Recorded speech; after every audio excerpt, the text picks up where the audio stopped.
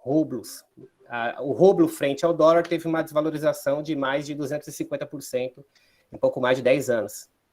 Essa é uma situação bastante complicada, porque ela afeta justamente a população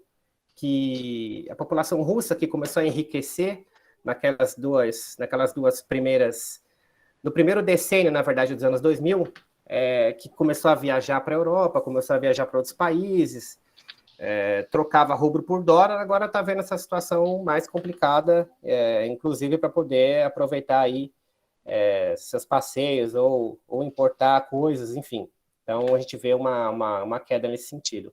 Em dados gerais, a Rússia apresenta um desemprego relativamente baixo. É óbvio que eu estou trazendo dados estatais, então, do mesmo modo como alguns analistas, algumas pessoas desconfiam de dados da China, porque esses dados são formulados por instituições estatais, eu tive que usar, né, dos dados estatais para poder trazer para vocês um panorama de como eles estão mostrando a situação. Então, desemprego de 4,5%, desemprego considerado relativamente baixo, né, até comparado com outros países da Europa, e uma inflação de 8,74% nos últimos 12 meses.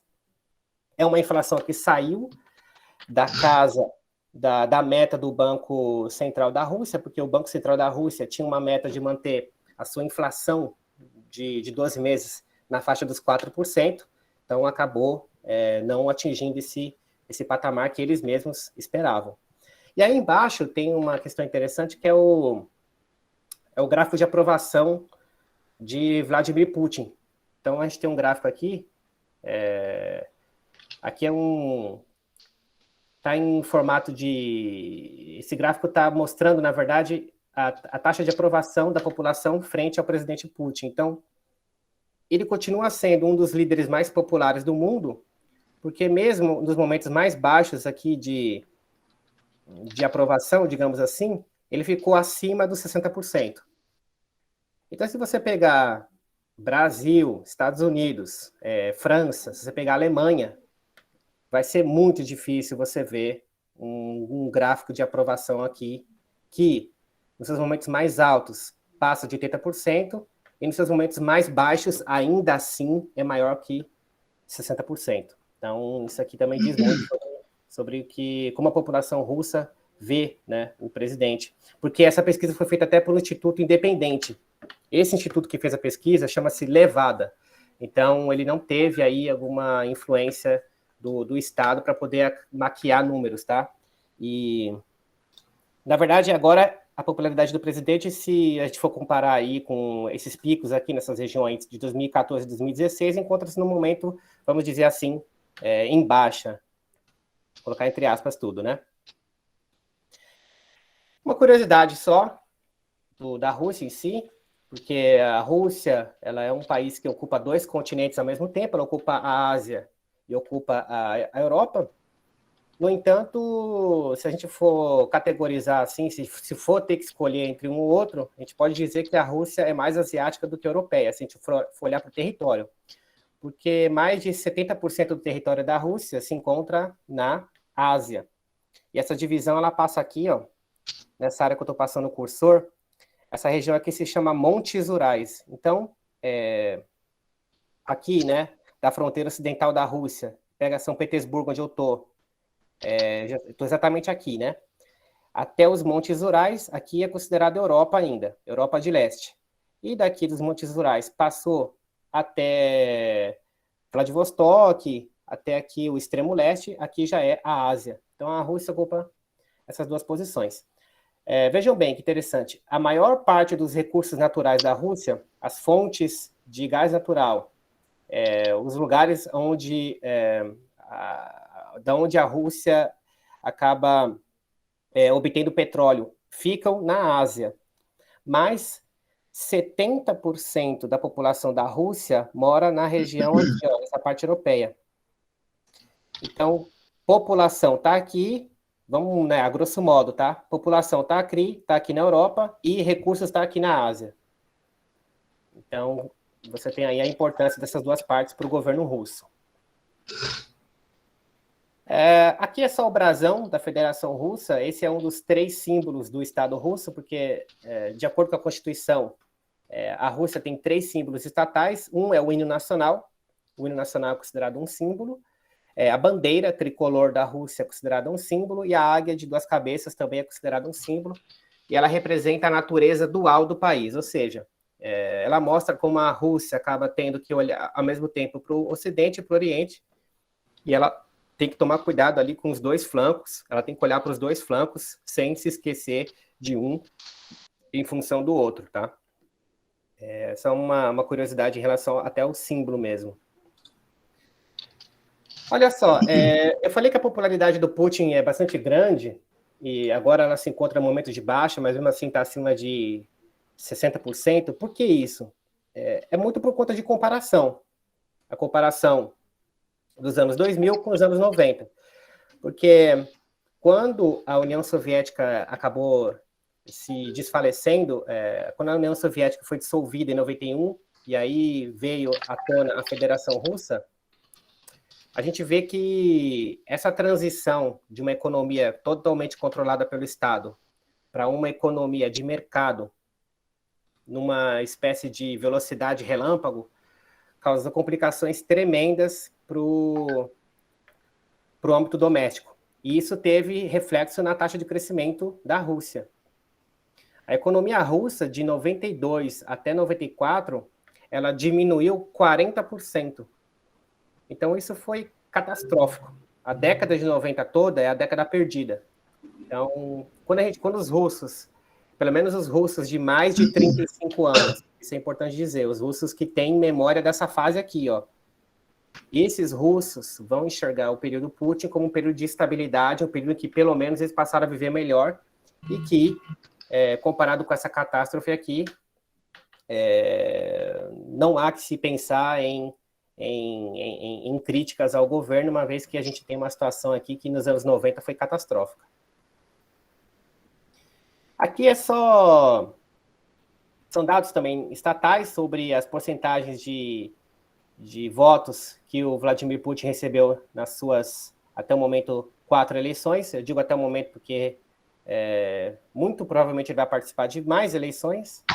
Então, a gente tem aqui, em 2000, quando ele chegou ao poder, ele conseguiu 53%. E, Valdir, desculpa te interromper, mas hoje em dia, ainda, e você não precisa se demorar nesse ponto, hoje em dia não tem uma figura que faz frente ao Putin, né? Ele concorrendo novamente, ele vai ganhar novamente. Não. Se ele concorrer novamente, ele ganha novamente. Existe uma figura, que é a figura do Alexei Navalny, mas é uma figura que sequer consegue concorrer. Ele está preso, não está preso? Sim, está preso. Está passando alguns julgamentos e vai provavelmente ser mandado para uma colônia de trabalhos. E detalhe, o Alexei ele é milionário, né? Bilionário, não sei. Milionário, segundo algumas fontes. Uhum. Inclusive, isso é usado até contra ele aqui, né, esse tipo de situação. Então, bem, a gente vê aqui Putin ganhando as eleições ali com muita folga. Só aqui em 2000, que aí, sei lá, o Zhuganov, que era o candidato do Partido Comunista, fez alguma ameaça aqui, mas nada que fosse significativo. 2018, Putin concorreu, venceu a eleição. Valdir, perdoa te interromper novamente. O Tony, ele fez uma pergunta aí interessante. Assim, que eu não estou vendo, tá? Eu estou só vendo a minha tela. Não. Continua no seu foco aí, a gente administra isso daqui. Mas ele levantou uma questão que é uma provocação, né? As eleições na Rússia é confiável? São confiáveis? Não nos números que a gente vê. Mas, ó, vou te dizer aqui uma coisa bem, assim, prática. Não são esses números que a gente vê, mas o resultado final, sim. Pode confiar que o resultado final não seria diferente, mesmo que tivesse uma observação de institutos, mesmo que houvesse uma contagem de votos ali mais aprimorada, o resultado não ia ser muito diferente disso.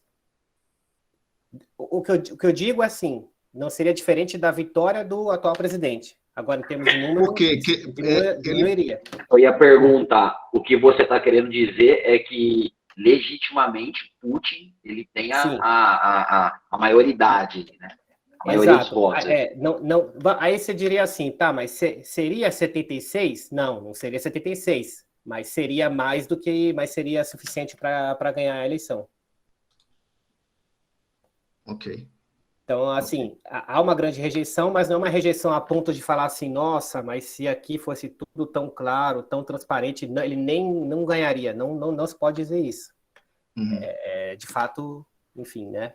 Os números pode ser que estejam inflados, e muito provavelmente até estão, mas isso não muda o resultado das eleições, qualquer que fosse a forma que elas fossem feitas. Ou seja, hoje ele tem pelo menos 55% Pelo menos, sim. das pessoas. Pelo menos. Tem. Pode dizer sim. Ok. Certamente. É porque também é aquele negócio, né?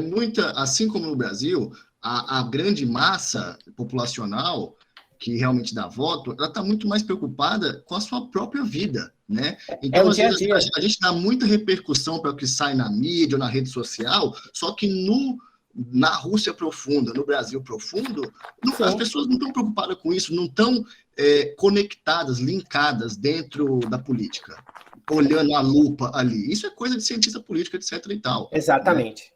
Então, isso as pessoas estão muito mais preocupadas assim, se a economia está indo minimamente bem e a Rússia tem conseguido se projetar como um player de destaque no mundo, etc. e tal, a população, ok, deixa o Putin aí tocando, porque para mim está funcionando, eu tenho trabalho e eu tenho salário. É exatamente o que você falou. Eu estou com o meu salário no final do mês, nesse mês que passou, eu consegui colocar comida na mesa, então vamos tocando, e é assim. Bom, mas vamos adiante, camarada. Desculpa a interrupção. Não, sem problemas. Aliás, sempre que tiver pergunta assim, você me dá um toque para eu poder, né, tá avaliando e respondendo também durante a apresentação, não tem problema. Maravilha. Então, por que eu coloquei Putin até 2036? Porque em 2018 foi votada uma emenda constitucional, na verdade não foi 2018, tá? Foi 2020. Foi votada uma emenda constitucional que permite com que Putin, se assim ele quiser, participe das próximas 2 eleições. E a próxima eleição vem em 2024, ou seja, se ele ganhar em 2024, ele fica até 2030, e a próxima de 2030, se ele ganhar, ele fica até 2036. Então, coloquei essa questão aqui. Essa questão, ela está posta, mas acontece que, na minha visão, se ele concorrer e com a máquina estatal toda, né, girando em torno da presidência de Vladimir Putin, ele vai acabar ganhando novamente e chegando até esse limite de tempo aqui, se alguma coisa não acometê-lo antes. Por que isso é importante? Porque na Constituição da Rússia, segundo o artigo 3º, é o presidente que deve determinar as diretrizes da política interna e externa do Estado. Então, ele decide o caminho do país do ponto de vista doméstico e ele define os caminhos do país do ponto de vista externo. E a gente tem visto muito isso nas notícias recentes, porque muito do que está acontecendo não é fruto da visão que a Rússia tem dos países vizinhos ou fruto da visão que os russos têm da Ucrânia. É fruto das visões que Putin tem da Ucrânia e dos países vizinhos. Qual que é a principal questão que a Rússia coloca para poder defender ali, digamos, as suas posições geopolíticas, para poder defender tudo que está acontecendo, inclusive agora, nessa questão do leste da Ucrânia? São as ondas de expansão da OTAN. Porque a OTAN ela foi criada lá em 49 como uma organização militar capitaneada e liderada pelos Estados Unidos para se opor, naquele período, à União Soviética. E a União Soviética, de fato, representava uma ameaça ideológica ao mundo capitalista, com os sonhos, né, de construir uma civilização igualitária, uma civilização comunista, né, e exportar o comunismo para outras partes do mundo. O que ocorreu foi que esse modelo acabou desmoronando em 91 e os políticos da Rússia, na época, o mandatário, né, próximo ao final da União Soviética, o mandatário era o Mikhail Gorbachev. O Mikhail Gorbachev, ele recebeu uma promessa de líderes alemães, líderes americanos, de que, olha, depois que a Alemanha se reunificar, a Rússia pode ficar despreocupada que a OTAN ela não vai avançar. Ela não vai avançar 1 centímetro para o leste. Prometeram isso para o Gorbachev. O Gorbachev ficou com essa promessa, mas sem o papel, sem nada assinado. Voltou para a União Soviética se dissolveu em 91. E essa promessa que havia sido feita aos russos, que é uma coisa que o presidente Vladimir Putin vive lembrando, que os russos foram enganados pelo Ocidente, o Ocidente falou uma coisa e fez outra, muito embora isso não esteja assinado em lugar nenhum, o Ocidente o Ocidente em si, né, os Estados Unidos, claro, né, liderou a expansão da OTAN, e a OTAN começou a incorporar os países que antes eram da União Soviética. Então, em 99 foi Polônia, Hungria e República Tcheca. Em 2004, mais um punhado de países aqui no leste europeu. E em 2009, acabou absorvendo também a Croácia, a Albânia e fazendo fronteira com a Rússia. Uma coisa que a gente tem que entender, a Rússia, a União Soviética, tinha o controle de toda essa parte aqui, ó, onde eu estou passando o cursor. Quando ela se dissolveu, não somente Moscou, que era o centro decisório da União Soviética, perdeu ali os seus aliados, como esses aliados foram para o outro lado. E outra coisa, por conta da expansão da OTAN, existem aqui sistemas antimísseis que estão nesses países aqui, ó, Polônia e Romênia, apontados justamente para a Rússia. Então a Rússia, ela viu essa aproximação da OTAN e essa instalação de infraestrutura militar em países aqui que estão praticamente fazendo fronteira com a Rússia como uma ameaça, ou seja, a OTAN está chegando perto porque a OTAN está ameaçando a Rússia. A OTAN quer...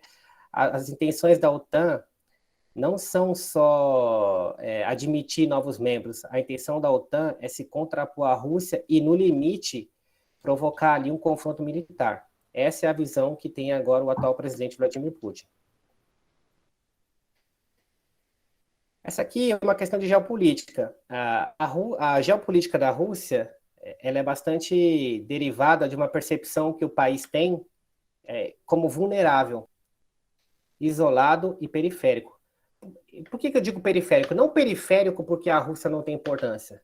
Até porque a Rússia é o maior país do mundo. Periférico porque se a gente for pegar o mapa todo da Europa, a Rússia está no canto.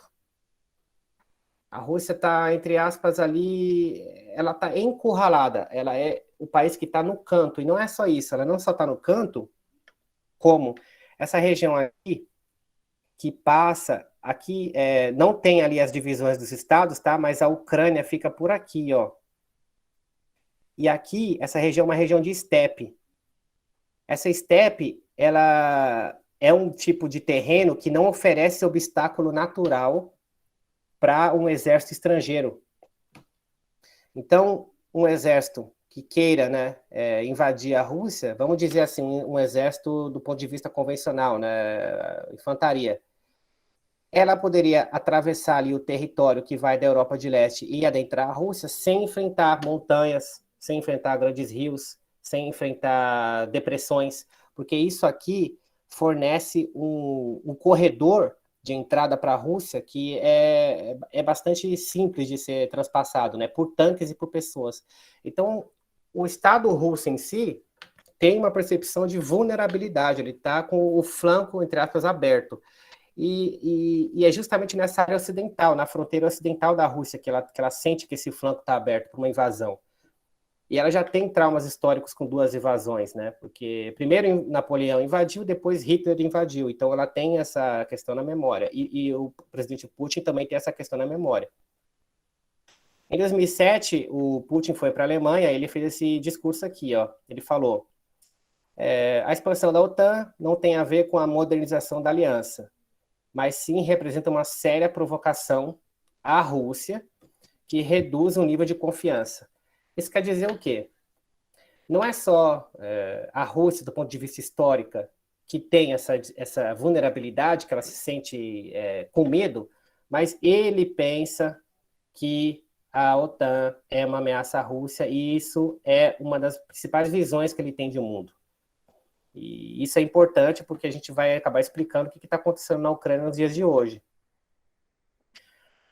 Olha só, situação bastante similar ao que a gente está passando. Similar, mas não igual. Em 2008, a Geórgia estava com algumas conversas, o governo georgiano e líderes de países europeus estavam conversando a respeito da viabilidade da Geórgia entrar na OTAN. E a Geórgia fica justamente na fronteira sul da Rússia.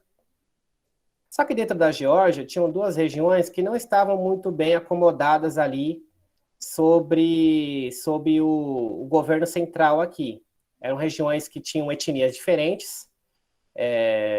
Os ossetas, né? Eram ossetas que viviam aqui, e os abkhazes tinham uma etnia um tanto diferente dos georgianos que compunham a etnia majoritária no país.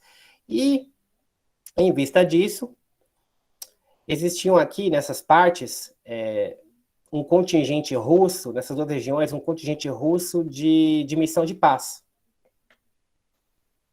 Só que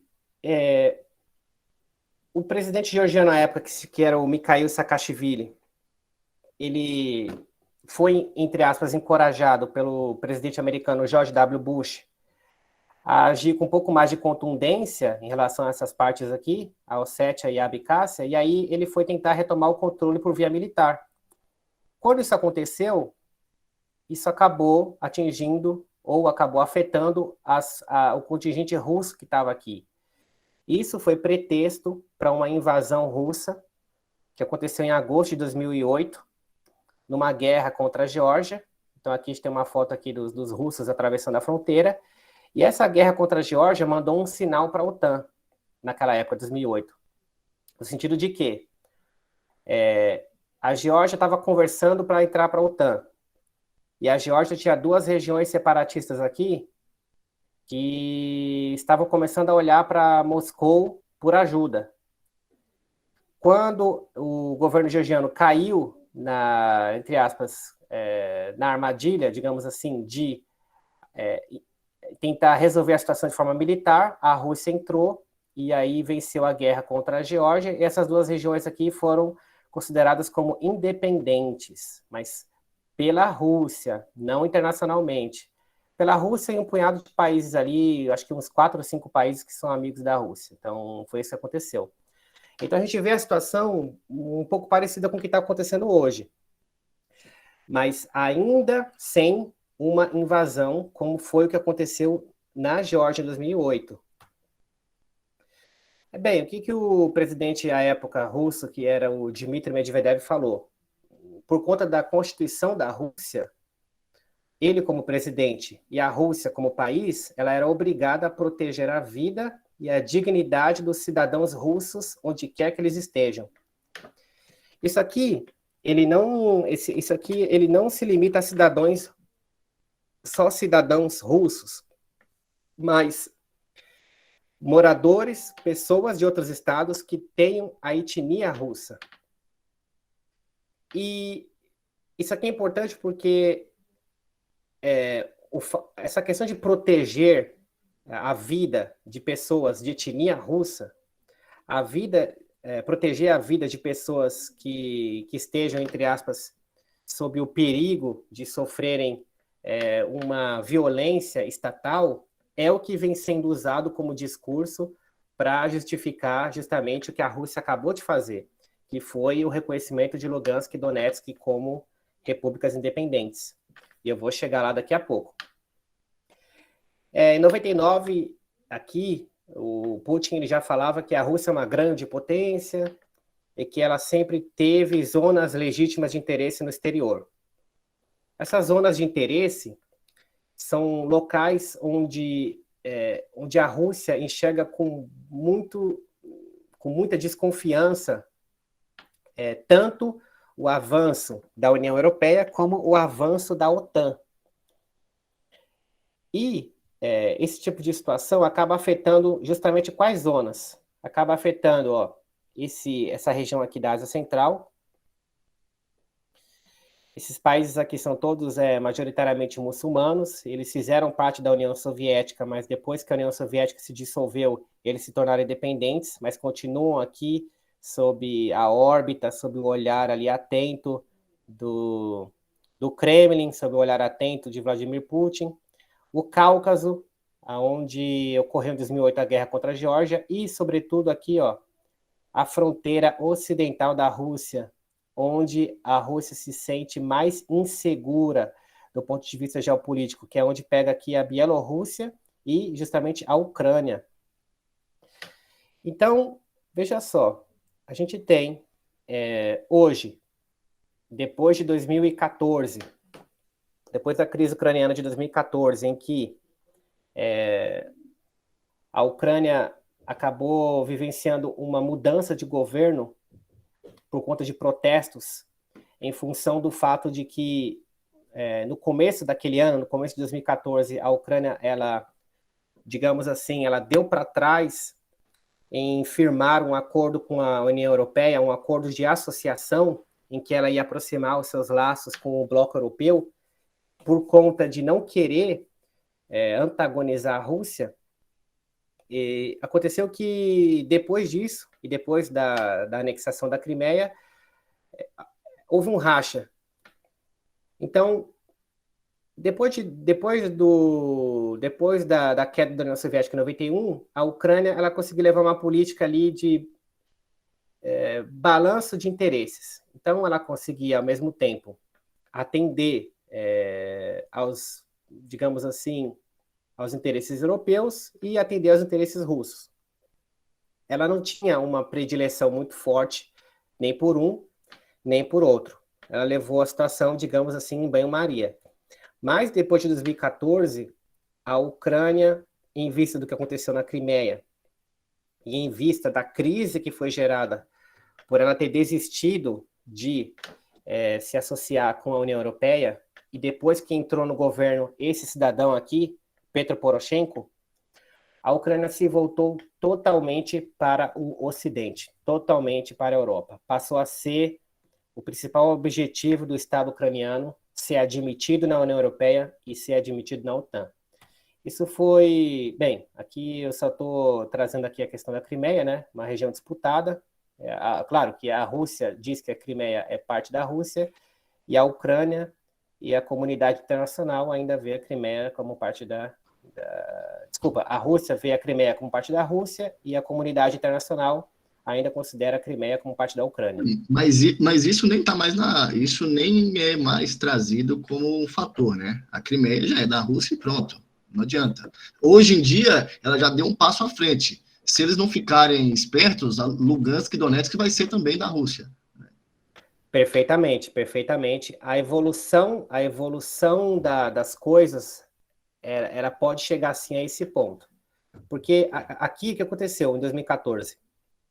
Aconteceu uma anexação, e essas duas regiões aqui, que já tinham as suas populações, elas são... tem uma população étnica russa aqui bastante significativa, e aqui é usado mais o russo que o ucraniano, que é Donetsk e Lugansk, começaram a manifestar aspirações de separação, porque a Ucrânia virou um caos. A economia ucraniana teve um forte impacto depois da crise, investidores internacionais começaram a tirar dinheiro da Ucrânia, milhões de ucranianos emigraram do país para o exterior, inclusive, uma curiosidade, tá? Quando eu tive aula em São Paulo de russo, minhas duas professoras foram ucranianas. Eu não tive professora russa em São Paulo. E uma das professoras que me ensinou russo, ela veio da Ucrânia para o Brasil depois de 2014. Então, aqui a Ucrânia estava um caos. Essas duas regiões aqui... Uma curiosidade, A diferença do dialeto entre Ucrânia e Rússia, a gente pode comparar com Brasil e Portugal, ou Brasil e Espanha, ou não? O português e espanhol. Ok. Português e espanhol. Eles entendem até um certo ponto, chegaria a dizer 60%, 70% de entendimento mútuo. Okay. Mas aqui ao leste da Ucrânia se fala russo de forma majoritária, e no oeste da Ucrânia é o ucraniano. Essas duas partes começaram a manifestar sentimentos de separação, e as forças ucranianas foram contra esse tipo de movimento, inclusive gerando uma espécie de guerra civil aqui dentro. Só que essas duas partes aqui estavam olhando para quem? Estavam olhando para a Rússia, sempre, desde 2014, olhando para a Rússia, como o seu principal fornecedor de suporte. Esse suporte podia ser tanto em forma de voluntários, né, vamos colocar assim, voluntários para lutar por essas regiões aqui contra contra as investidas da Ucrânia, e também logístico e financeiro, tá? Então, desde 2014 que a situação ficou nesse vai e vem, até que a gente chega nos dias de hoje. Por que eu falei que a Ucrânia, depois de 2014, ela passou a olhar para a União Europeia e para a OTAN como sua única via de saída depois que aconteceu? Porque houve uma emenda na Constituição. A Constituição ucraniana ela é originalmente de 96, mas teve uma emenda que colocou essa afirmação aqui, de que a identidade ucraniana é uma identidade europeia, e que o curso europeu da Ucrânia é irreversível, ou seja, não tem mais volta. A Ucrânia não vai mais ficar ali tentando balançar os interesses europeus e os interesses da Rússia. Não, ela já decidiu para onde que ela quer ir. E o papel do presidente passou a ser o de garantir a implementação do curso estratégico do Estado para a aquisição da adesão à União Europeia e à OTAN. E o Vladimir Putin sabe disso. Ele sabe que foi isso que ocorreu. Isso aqui até porque isso aqui é um documento de domínio aberto, então não tem segredo. Então a Ucrânia se declarou, depois de 2014, como um país que quer entrar na OTAN, e as conversações vêm ocorrendo desde aquele momento. E, na verdade, eu digo até mais, já vinham ocorrendo de antes daquele momento, sobre a Ucrânia fazer parte da OTAN algum dia. Então, a gente tem Crimeia anexada pela Rússia, e a gente tem o que aconteceu recentemente, que foi o anúncio do presidente Putin de que Lugansk e Donetsk, que estavam desde 2014 batalhando lá, os seus guerrilheiros separatistas aqui, batalhando contra o exército ucraniano, trocando balas, gerando ali conflito e tudo mais que a gente tem numa situação de separatismo. Essas duas regiões foram consideradas pela Rússia como independentes, mas não foi só isso que aconteceu. Ao mesmo tempo que elas foram consideradas independentes, a Rússia assinou um tratado com os representantes, os líderes, entre aspas, os líderes dessas duas regiões, dessas duas repúblicas, de assistência mútua. E esse tratado quer dizer o quê? Que a Rússia já tem a autorização de Lugansk e Donetsk para posicionar bases militares aqui e contingente russo aqui. Então, olha só, eu acho que assim, no Brasil, porque eu não estou acompanhando o Brasil, assim, como é que se veicula no Brasil, mas no Brasil acho que estão falando assim, a invasão russa da Ucrânia. Aí o Biden também fala, invasão russa da Ucrânia, invasão. A invasão, ela leva em conta que, digamos assim, um exército russo vai atravessar a fronteira, vai sofrer resistência, vai ser um exército resistido, vai começar a ter tiro a partir daqui, ó. A partir de quando o exército russo cruzou aqui, começou ali a troca de fogo e não sei o que e tal. Só que, com o que aconteceu, essa entrada dos russos aqui não vai ser uma entrada resistida. Vai ser uma entrada acordada com essas duas regiões aqui. Porque Para a Rússia, e somente para a Rússia, essas duas regiões agora são independentes e a Rússia pode entrar aqui de forma legal, entre aspas. Legal para a Rússia, mas não legal do ponto de vista. Perfeitamente. Eu acho Mas, que, claro, até vale o adendo aqui, fazendo uma analogia bem, né, mais próxima da gente, é como se o governo do Espírito Santo no Brasil e o governo de Minas Gerais no Brasil autorizasse que, por exemplo, os Estados Unidos colocassem tropas na sua base. Brasília, exato. que é o federal, vai falar assim, não, está invadindo o Brasil. Aí, Minas Gerais e o Espírito Santo vai falar assim, negativo. Eu sou eleito pelo povo mineiro e pelo povo Exato, lá, isso. etc. E eu deixei ele entrar aqui porque você viola o meu direito, blá, blá, blá, blá, blá, blá, blá. Então, a configuração para a nossa realidade é essa. O governo local autorizou a Rússia a entrar. Pronto. Exatamente, nas minhas conversas com o Kaique, porque o que eu ouvia com o Ítalo, eu ouvia assim, olha, estão falando, a Rússia vai invadir, 100 mil soldados vai vir aqui, vai tomar Lugansk, Donetsk, vai avançar, vai chegar até Kiev, vai tomar a capital. Não era disso que não é isso que está sendo conversado aqui. Eu sempre via essa possibilidade como muitíssimo remota, eu refutava no limite essa situação, mesmo com os exercícios que a Rússia está fazendo aqui, ou fez com a Bielorrússia aqui no norte, Kiev não é a intenção da Rússia, Kiev não é o alvo da Rússia, o alvo está aqui, ó, e a Rússia já conseguiu. Então não tem até porque, né, Valdir? Desculpa te interromper aí. Até porque o principal alvo dele aí é o quê? É o acesso à água, porque o Mar do Norte dele, ele é 90 e tantos % do ano congelado, exatamente, né? Então é exatamente isso, né? Não tem porquê, não faz sentido a Rússia vir até Kiev, não precisa, porque a Rússia já perdeu Kiev, já é uma carta fora do baralho.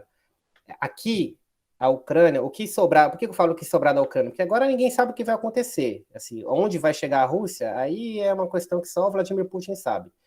Mas aqui, o governo que está aqui, em Kiev, os políticos que estão aqui, eles já estão olhando para o Ocidente e não tem volta mais. Aqui não tem volta, não tem porque a Rússia, se a Rússia avançar, ela só vai intensificar essa direção. Então, assim, o que eu diria hoje, a Rússia atingiu seus objetivos geopolíticos, mas vai sofrer retaliações econômicas. A situação, como eu coloquei no começo, ela não é das mais simples, muito embora a inflação não seja ali gritante e o desemprego seja baixo, a situação russa hoje é uma situação de estagnação, não de crescimento. Então, isso aqui é muito importante. E outra coisa, ela conseguiu o que ela queria, a anuência, né, de Lugansk e Donetsk, para que ela entre aqui sem ter que enfrentar resistência.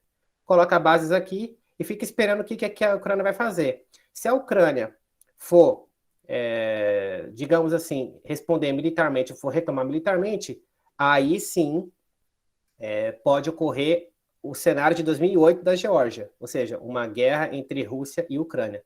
Pode ocorrer sim, se a Ucrânia atacar as bases militares russas que estão aqui ou os russos que vão ser colocados aqui. Isso é inevitável, tá? Isso aí vai ter russo aqui.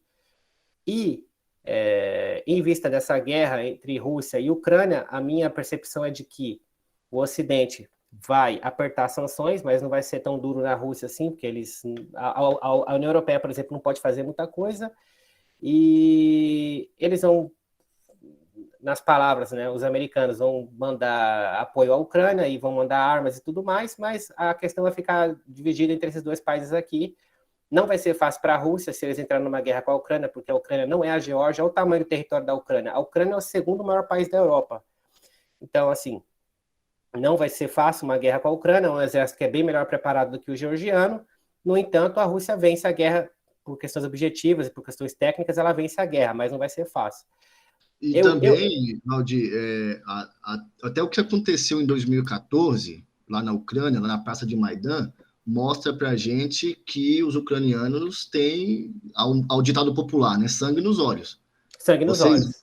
Tem um documentário que eu já recomendei pro pessoal, que tá no Netflix, que eu acho que é o Winter on Fire, né? Esse é perfeito, assim. Esse é muito bom. Esse documentário, ele mostra o ucraniano com uma convicção nacionalista muito forte. Muito forte. Né? Então, exatamente. Enfim, é o adendo que eu queria fazer, se você quiser discorrer sobre isso. A Ucrânia e a Polônia são países diferentes, são países que têm uma antipatia, os ucranianos, assim, sobretudo da região central e oeste, tem uma antipatia com o que a Rússia vem fazendo que é muito grande. Então, assim, se a Rússia sofrer um ataque da Ucrânia aqui e ela revidar, ela vai encontrar uma resistência muito forte. Não é a Geórgia. Não vai durar 6 dias. Pode ter certeza disso. Agora, o que eu vejo, o Zelensky, que é o presidente ucraniano, está bastante contido. Ele sabe o que vai acontecer se ele atacar essas regiões. Ele sabe que ele não vai ter a OTAN fazendo, digamos assim, o guarda-chuva, né, da segurança coletiva, ou seja, a França, a Alemanha, a Itália não vão lutar contra a Rússia por causa da Ucrânia. Então, eu acredito que ele vai tentar manter conversações aqui com os líderes europeus e com os Estados Unidos para pressionar por sanções contra a Rússia ou para parar o gasoduto do norte, que a Rússia construiu juntamente com o apoio dos políticos alemães, e tentar de alguma forma aqui manter a situação congelada, digamos assim. Mas eu não vejo a guerra como uma opção viável no dia de hoje, né? Porque tudo depende da cabeça de um único homem. Eu já falei bastante dele aqui na apresentação, e eu quero agora deixar espaço para as perguntas e deixar meu contato aqui também com vocês. E quero agradecer, na verdade, por vocês terem tido a paciência de me ouvir por esse tempo aqui. Eu nem sei quanto tempo que eu levei. Eu levei exatamente 1 hora. Que coisa. E Tá, Valdir, mas você não se apega à hora, não, cara. Você, porra, tá legal demais, tá didático o que você quiser aí. Eu sei que é meia-noite aí já também. Não, mas eu vou falar mais coisa. O que eu ia dizer, Clara, é que assim, foi uma apresentação realmente muito produtiva. Eu pude tomar nota aqui de vários pontos que você trouxe, apesar da gente de eu ter o privilégio de acessar você ao momento que eu quiser, né, tem muita coisa que quando a gente conversa, agrega muito no meu conhecimento, né? Então, assim, como eu sei do seu horário, aí na não tem Rússia, problema não. No horário, meia-noite. não, assim, eu durmo tarde. Então, Ok. Eu tô bem, né? Porque... Não precisa ser educado, entendeu? Não precisa ser educado. Vamos abrir agora aí a bateria de perguntas. Alguém tiver uma pergunta, levanta a mão aí no chat aí e pode liberar o fone e chega o coro aí. Bastante visão sobre o que está em jogo. Nosso amigo Ricardo falou que clareou bastante a visão sobre o que está em jogo. O Tony mandou uma pergunta boa aí, no jogo de xadrez, né? O rei de Kiev é o último a tomar. Exatamente. Antônio, pode liberar seu fone aí e faça a pergunta, cara. Opa, muito obrigado. Valdir, prazer em revê-lo, meu caro. A gente se encontrava muito nos corredores da faculdade. Olha, Antônio, prazer. Satisfação revê-lo, meu bem. E, pô, gostei pra caramba aí da sua apresentação. Perdi o começo, mas achei bem interessante e bem informativa. E, cara, algo que me chama muita atenção, né, que a gente vê circulando aqui na mídia, é com relação à questão da China, né? Então, o papel da China nesse entorno, assim, a gente sabe das diferenças entre China e Rússia, né, históricas, seus acordos e seus desacordos históricos, e como que é visto daí nessa perspectiva russa a questão da China em toda essa questão da Ucrânia. A China, ela é um fator de segurança para a Rússia. Por quê? Porque, primeiro, que as relações entre a Rússia e a China, depois ali da segunda metade da década de 90, ficaram muito próximas. A China se tornou a principal parceira comercial da Rússia em 2009. Eles assinaram em 2001 um tratado de amizade e cooperação, que aí delimitam, né, que os dois estados são estados, entre aspas, amigos, que essas nações vão procurar desenvolver proximidade do ponto de vista cultural e científico e tudo mais, e também porque a Rússia ela recentemente fechou grandes acordos de exportação de gás natural para a China, a partir da Sibéria, que é onde eu também falei no começo que a maior parte dos recursos naturais da Rússia estão na parte asiática, então é justamente daquela região que tem sido construído gasodutos para levar mais gás para a China. E o que aconteceu? Por exemplo, eu vou trazer aqui a questão da Crimeia. A China não reconheceu a Crimeia como parte da Rússia, mas também não condenou. E eu acredito que o que aconteceu recentemente também vai trazer uma certa similaridade com essa atitude chinesa de não condenar o que a Rússia fez, mas, de não aprovar, de não reconhecer Lugansk e Donetsk como independentes. A China não vai fazer isso, mas ela também não vai condenar, ela vai ficar quieta, fica neutra. Mas ela neutra é bom para a Rússia, porque a Rússia já tem uma relação bilateral com a China muito boa. Então, se Xi Jinping ficar quieto, para o Putin é uma vantagem. E com certeza ele não vai ser crítico e não vai dizer nada a respeito, não vai dizer nada que vai prejudicar as relações entre Rússia e China, porque existe uma situação de interdependência ali também muito grande. A Rússia importa muito maquinário chinês e a China importa o gás e o petróleo da Rússia, e essa é uma relação que está sendo muito boa para os dois, e ninguém quer, digamos assim, prejudicar o que está acontecendo por conta da Ucrânia. E para a China também é um tema sensível, né? Porque ela tem algumas regiões lá, por exemplo, Taiwan, as ilhas do Mar do Sul da China, que ela sabe que ela tem o teto de vidro, né? Então ela tem que pisar em ovos no momento que ela for fazer qualquer tipo de comentário diplomático em relação ao tema, porque, como eu disse, ela tem teto de vidro e a situação dela no cenário, no tabuleiro geopolítico, ela pode criar, né, argumentos que servem para alimentar uma retórica contra a própria China. Então, ela fica numa situação delicada. Porém, como a gente já conversou mais cedo, uma vez que a Europa coloque a Rússia na parede com sanções e a Rússia tenha uma sobra de gás e de petróleo, a China pode muito bem absorver essa sobra, né, dessa oferta que a Europa não vai querer, por exemplo. Então, Perdão, Paulo. Assim, uma coisa que alguns gurus falam aí, né, que essa meio que proximidade China com Rússia, acredito que isso é impossível, porque hoje o dólar é a moeda predominante, ela é o ícone mundial, né? Então, assim, até terem uma moeda que sobressaia o dólar, que é o que esses gurus falam, que futuramente China e Rússia querem promover uma moeda aí, que está a moeda russa ou que está a moeda chinesa, né, a serem uma moeda ícone internacional, né? Eu acho que isso está muito longe de acontecer, né, a priori. O Tony, Valdir, fez uma pergunta aqui, e eu não sei se você consegue acessar o chat, ou então eu posso... Eu estou acessando aqui, eu vi aqui. Ele está dizendo aí qual o grande retorno, né, que vai ter com a anexação, né?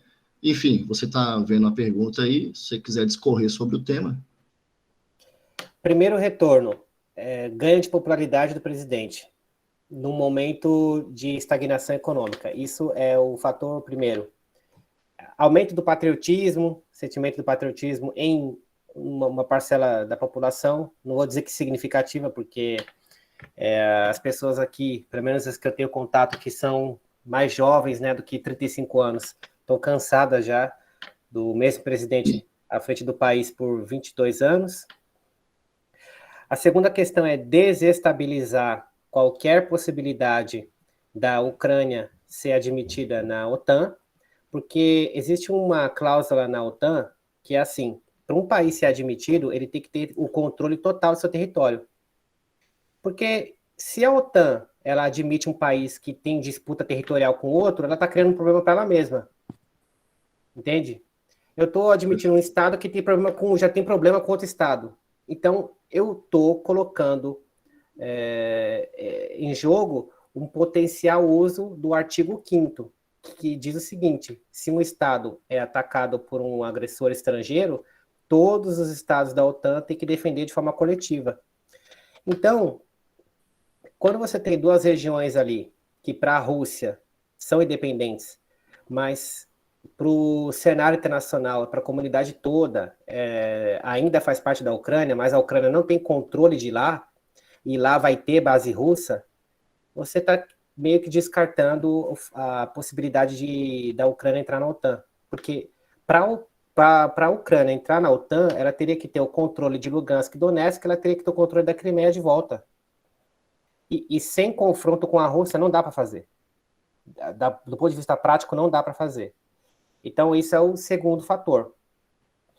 E o terceiro fator seria uma questão de prestígio mesmo, né? Prestígio e eu disse para um amigo meu até recentemente em áudio que quando você tem uma pessoa que está à frente de um país assim por muito tempo, isso pode criar uma percepção de que aquela pessoa está querendo fazer ou está fazendo história. Então, isso é um dos passos que o Vladimir Putin tomou para fazer história. Porque nos livros de história lá na frente, vamos jogar lá para 10, 20 anos. Você vai pegar lá as páginas, vai olhar. 2008... Pode colocar até mais anos nisso, né? A gente até hoje estuda as figuras que foram importantes no século XX, no século XIX, Bismarck, etc. e tal, Napoleão, e a gente olha para essas figuras com um ar de até misticismo, né? Pô, Napoleão, você fala assim, é uma coisa distante, mas na época ele era um governante, ele era um imperador, era um rei, que seja. Do ponto de vista de recursos, não valeria comprar essa briga com a comunidade internacional inteira, mas existe uma questão de colocar o nome na história, existe uma questão de prestígio, existe uma questão de que o cenário doméstico está estagnado, estava faltando um movimento, alguma coisa diferente. O principal é manter a OTAN longe, né? Acho que é o principal recado, talvez. A questão interna, que é o tópico que você pontuou, e também o acesso ao mar, né? Mais um acesso ao mar que ele tem ali para ajudar a compor o território junto com a Crimeia, por exemplo. Ô, Valdir, o pessoal de dentro aí, eles sabem detalhadamente que o Putin vem aumentando a sua tipo de reserva de ouro, ele vem se precavendo disso. Não. O pessoal não se atenta a isso aí. Não se atenta. Você falou uma coisa muito... porque a Rússia é o quarto país com a maior reserva de ouro do mundo. Então, e eu acho que foi a principal que mais cresceu nos últimos 2 ou 3 anos com a reserva de ouro, né? Ela está deixando de dolarizar tudo e está voltando tudo o que ela pode para quê? Para o ouro. Então, ela está aumentando os seus tipos de reserva. Nós daqui vemos isso com tudo que a gente enxerga, vê aí, como que ele está se preparando para uma guerra, de fato, né? Para alguma sanção mais forte aí, talvez, aí para poder negociar com outros países fora esses que vão acabar comprando a briga e na base do ouro, que querendo ou não, ouro é hoje, o ouro, né? O ouro é seguro. Então, o que ele tem feito? Ele tem vendido títulos do Tesouro Americano. Ele fez um movimento assim tremendo de venda de título. Pegou esses dólares e converteu em ouro. Então, hoje a Rússia, ela realmente, se não me engano, é o quarto maior detentor de ouro, em reservas de ouro do planeta. Ela fica atrás da Suíça, se não me engano, do Japão e da China. Posso até estar enganado nos países, mas a Rússia está numa posição entre os 5 primeiros. E esse movimento de desdolarização é justamente para ser menos vulnerável às sanções. Mas isso é uma coisa que o Estado faz, isso aqui é uma coisa que os dirigentes pensam, o Banco Central russo vai tomar suas medidas e tudo mais, mas é uma discussão que, além de nós, que a gente está mais habituado nesse tipo de informação, a população comum não tem essa informação.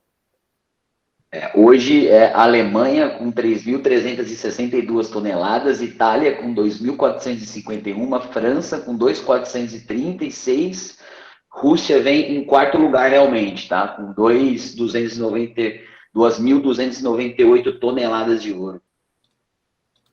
Então, a gente tem essa situação de desdolarização da economia justamente para evitar sanções. Aliás, uma das coisas que os Estados Unidos podem fazer seria tirar a Rússia do que eles chamam de sistema SWIFT, que é o sistema de pagamento interbancário, e também impedir, né? Essa medida seria a mais drástica que os Estados Unidos poderia tomar do ponto de vista econômico, porque, só para a gente ter noção do quanto grave é isso, sem o acesso ao SWIFT, você não consegue fechar câmbio. Né? Por exemplo, o Irã e a Coreia do Norte são países que estão excluídos desse sistema. Né? Então, eles precisam usar a Suíça, né, para poder fazer as transações que ele transita. Inclusive, até isso era verdade, porque a gente tinha alguns negócios de JBS, e a JBS precisava fazer esse trâmite, né, para receber do Irã, a gente tinha que receber através da Suíça. Então, seria a medida, realmente, se houver uma sanção retirando a Rússia desse sistema, aí eu realmente coloco a mão no fogo que a chapa vai esquentar. Né? Porque aí é o mais drástico que ele poderia tomar. Não somente, mas impedir, por exemplo, que bancos russos aqui dentro trabalhem com dólar e euro. Perfeito. Só que... Perdão. Pode falar. Só que a questão do euro, como eu bem coloquei, vai mais fundo, porque uma coisa é o dólar, uma coisa é os Estados Unidos, outra coisa é a União Europeia tomar essa medida. Eu já acho que é muito difícil isso acontecer. Perfeito. Leandro perguntou aqui se é verdade que a Rússia faz negócios com a China e paga na moeda chinesa. Você tem conhecimento? Sim, eles têm feito trocas comerciais baseadas nas suas próprias moedas. Isso até é uma questão que tem sido trazida até para os BRICS, porque os BRICS têm discutido, o grupo também do qual o Brasil e a Índia e a África do Sul fazem parte, de fazerem trocas entre eles em moedas deles. Mas não vingou muito. Perfeito. Ainda não está no nível que se planeja, mas essa é a intenção. Até porque não é só a Rússia que tem um pouco de desconfiança das sanções americanas, a China também tem. Sem dúvidas, sem dúvidas. E eu acho que é por isso que esses gurus tocam muito no assunto de que China e Rússia querem prevalecer uma das duas moedas aí para talvez torná-las, né, uma das referências mundiais aí, com uma moeda de peso, ou uma segunda moeda de peso, enfim. Mas isso eu acho que está bem longe, né? Mas se eu não me engano, o renminbi, que é a moeda chinesa, ela está fazendo parte agora daquele pacote de moedas da FMI, os direitos especiais de saque. Então, o renminbi, o iene, o euro, a libra e o dólar, acho que estão fazendo parte agora. Entendi. Então, ela está criando força, então. Está criando o renminbi, sim, a chinesa, sim. O rublo, muito, muito improvável. Sim, sim. Bom, alguém tem mais alguma pergunta aí? Olha lá, ó. Júnior Fernandes, há alguma chance da Rússia perder essa possível guerra, como perdeu a guerra de inverno para a modéstia Finlândia, que mantiveram sua soberania? Isso é muito interessante, porque a Rússia teve uma guerra em 1940 com a Finlândia, chamada Guerra de Inverno, também porque a Finlândia não quis atender a algumas exigências de Stalin. Isso, no meio da Segunda Guerra Mundial, aconteceu, a Rússia perdeu. Digamos assim, a Rússia... Aconteceu um empate porque a Rússia não derrotou a Finlândia, mas a Finlândia também não derrotou a Rússia. Então, não houve uma capitulação de nenhuma das partes. Eu acho que a Rússia deixou para lá, né? Falou assim, não, ok, tá bom, fica aí com esse fio de terra seu aí, já era. E ela foi chamada de guerra de inverno porque ela foi executada em condições absurdas, que o inverno aqui é absurdo. E esse tipo de guerra ocorreu em uma situação, num cenário muito difícil, muito complicado, e isso acabou... Game of Thrones mesmo, né? Game of Thrones, Winterfell, Batalha da Muralha. Então, isso colocou os dois exércitos assim. Digamos que o exército finlandês não fosse tão capaz quanto o soviético, mas isso equilibrou um pouco as coisas. Então, tudo depende, na verdade, depende um pouco da época, claro, mas do ponto de vista técnico, do ponto de vista de equipamento, do ponto de vista de número de tanques, de aviação, a Rússia é muito superior, muito superior. Mas não é que não é que seria fácil. Porque, como o Ítalo bem colocou, os ucranianos não são os georgianos. Os ucranianos têm muita determinação, são muito aguerridos. E até por conta do que está acontecendo, eles iam entrar numa guerra assim de uma forma assombrosa, não é?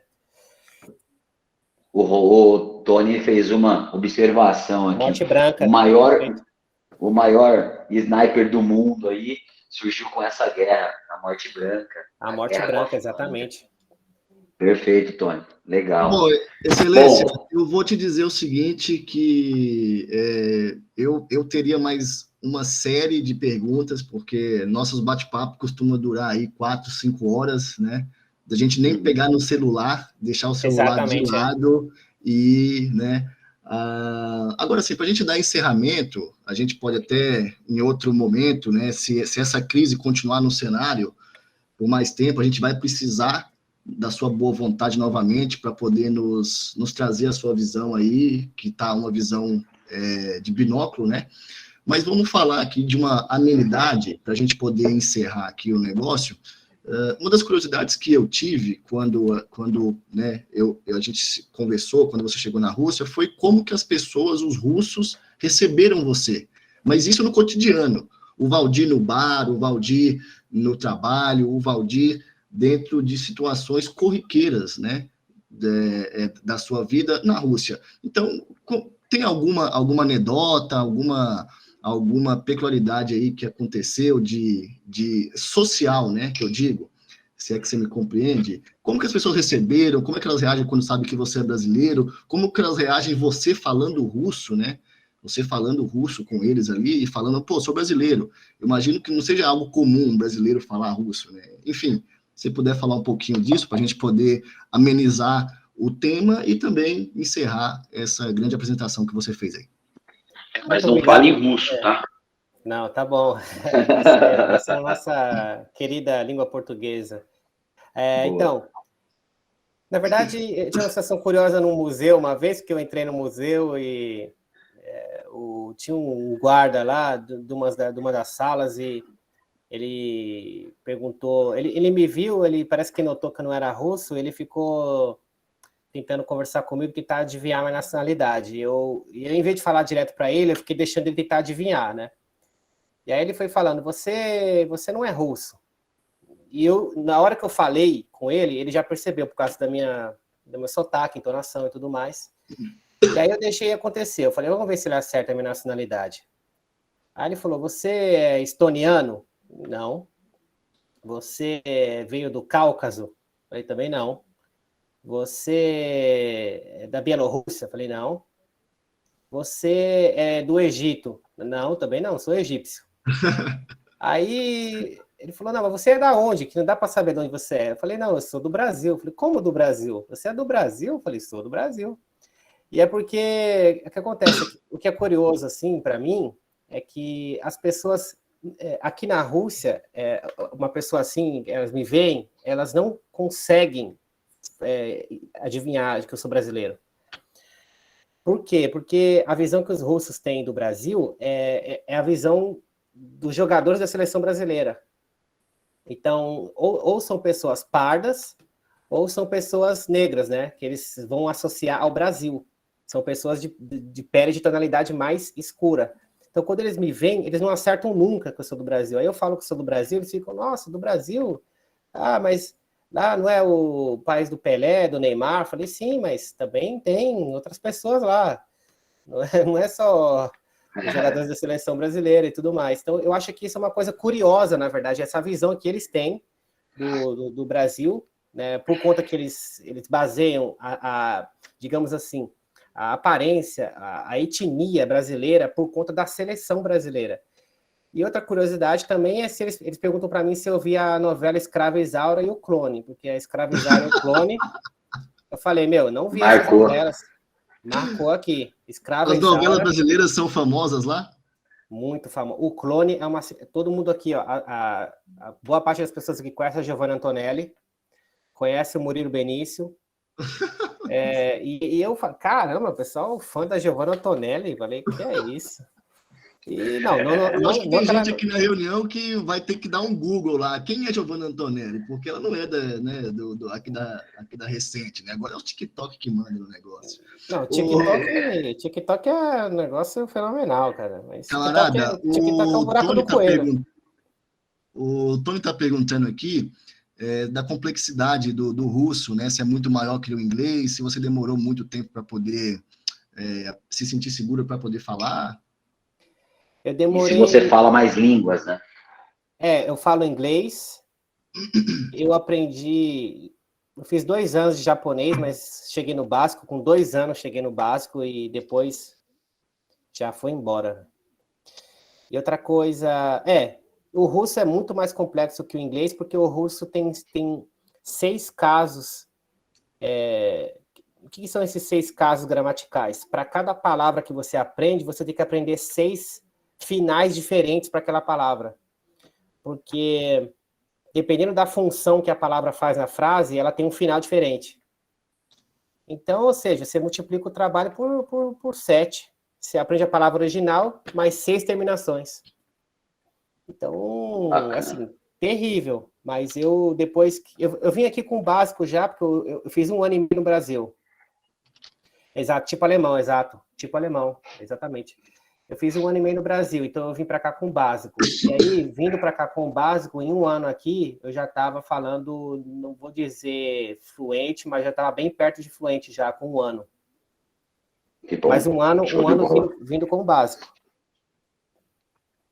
Legal. Bom, eu acho que é isso, né, Ítalo? Acho que é isso daqui. Né? Não, acho que é isso. Eu vou pedir para quem quiser, para quem puder, abre a câmera aí. Vamos fazer uma fotinha com o nosso amigo Valdir aí. Não sei se todo mundo pode abrir a câmera aí, mas quem puder, vamos Valeu, pessoal, fazer essa fotinha com ele. Mundo, e depois ele já vai falar um até logo em russo para nós aí. Não pode faltar, hein? Não pode faltar o até logo em russo. Vamos ver se mais alguém abre aí. Bruno Totti. Galera, de antemão, agradeço a presença de todos. Eu sei que o horário aqui no Brasil, para muitos aí, é um horário de muito trabalho, né? Um horário que o pessoal ainda está saindo de empresa, ou está na empresa, que é o caso do nosso amigo Tony, interagiu pra caramba. Obrigado, Tony. Está sempre presente lá no grupo também. Rafa, galera aí. E, cara, esse é o início de 2022, tá, galera? Eu tô falando e não abri minha câmera. Esse é o início de 2022, tá? O que o projeto do Cerrado tá preparando para vocês aí do grupo, a priori, nosso provedor Danton aí, ó, cara, tem muita coisa boa para vocês, cara, tem muita coisa boa. Então, esse é só o início, né? Tenho uma vasta certeza de que vamos ver o Valdir mais uma vez, pelo menos, ou 2 aí, né?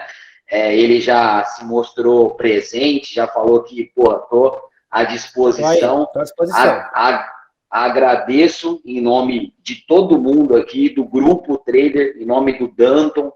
E assim, cara, é muito bem-vindo no grupo, tá? A hora que você quiser alguma dica, principalmente sobre as small mid caps aí, ótimo. Estamos às ordens, beleza? Galera, fazer um print rápido, aí na sequência vamos ter um até logo em russo aí, beleza?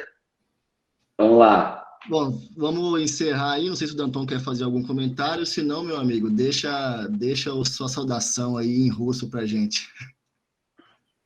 Então, já que eu vou ter que encerrar em russo, Vicem. Pera aí, Valdir, que eu acho que o Danton quer dar uma palavra aí. Esse que é o trader do Cerrado, Valdir. Olha lá, o original.